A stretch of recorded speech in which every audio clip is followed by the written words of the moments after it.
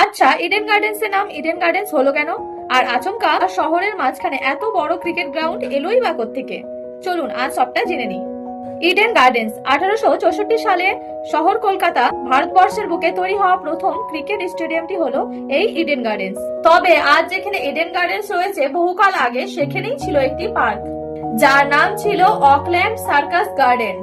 কিন্তু 1840 সালে এই নামটা বদলে ফেলা হয়। কেন বলছি।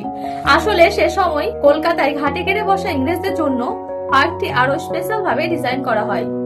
আর এই ডিজাইনটা করেন দুই বোন মিলে। তাদের নাম এমিলি ইডেন ও ফ্যারি ইডেন, যারা দুজনেই আদতে তৎকালীন ভারতবর্ষের গভর্নর জেনারেল জর্জ ইডেনের বোন ছিলেন। আর এভাবে একদিন অকল্যান্ড সার্কাস গার্ডেন্স এর নাম বদলে সেটা বিখ্যাত হয়ে ওঠে ইডেন গার্ডেন্স নামে। তবে আজও ইডেন স্টেডিয়ামের এক পাশে ইডেন গার্ডেন্স পাবলিক পার্ক রয়েছে, যা আকারে আয়তনে খুব একটা ছোট নয়। কারা কারা গিয়েছেন এই পার্কে অবশ্যই কমেন্টে জানাবেন।